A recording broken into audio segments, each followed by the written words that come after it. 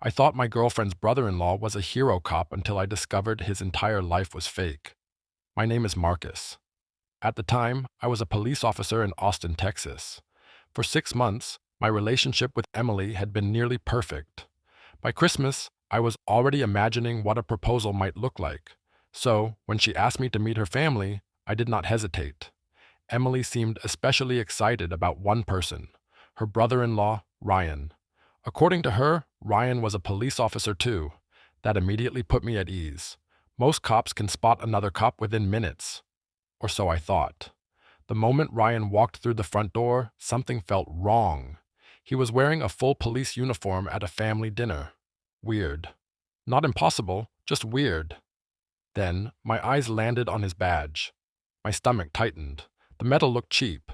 The engraving looked shallow. It reminded me of something you would find at a costume shop. We sat down for dinner.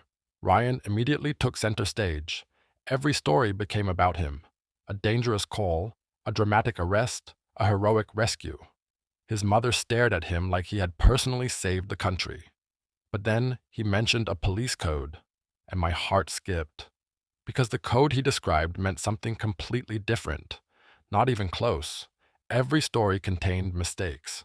Small mistakes, the kind civilians would never notice, but another officer absolutely would. I needed answers fast. I excused myself and headed for the bathroom. Once the door locked, I pulled out my phone. I ran Ryan's information through law enforcement databases. The loading icon spun. Then the results appeared, and every drop of blood seemed to leave my body. Nothing. No academy records, no certification, no employment history, no badge number. Nothing. Ryan was not a police officer, not in Texas, not anywhere. Back at the table, nobody had any idea. And then, Ryan stood up. He tapped a fork against his glass and announced that he had just been promoted to detective. The room erupted in cheers. I could not watch anymore. I stood up. The room went silent. I began listing facts, one after another. The fake badge, the incorrect codes, the impossible overtime, the non-existent records.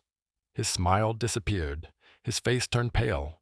For the first time all night, Ryan looked scared. Then I dropped the final bomb. There was absolutely no record of him ever serving as a police officer anywhere. The silence afterward felt endless. Ryan tried denying it, but then he broke completely. For 4 years, he had been living a double life. Every shift, every emergency call was fake. He was spending nearly every day at casinos across Texas. Every dollar his parents loaned him disappeared into gambling. The uniform was a costume. The badge was bought online. But it got worse. Investigators later uncovered something much darker. Ryan had secretly opened credit accounts using family information. Debt, loans, cards, thousands upon thousands of dollars. His father nearly lost his retirement savings. That night, I arrested him for fraud and impersonating an officer. When the handcuffs clicked shut, he looked relieved. 3 months later, investigators found a storage unit connected to Ryan. Inside were dozens of journals. They discovered something chilling. Ryan had written detailed accounts of his fake life. He had documented an imaginary career for years. He had become emotionally dependent on the fantasy. But one final journal entry stood out. In it, Ryan admitted something nobody expected. The gambling was not what ruined him. It started years earlier. The first time his father looked at him with genuine pride, he became addicted to that feeling. Everything afterward was simply an attempt to keep it alive. So here is my question. If someone destroys the people who love them most because they are desperate for approval, are they a victim of their own insecurity? Or are they simply unforgivable?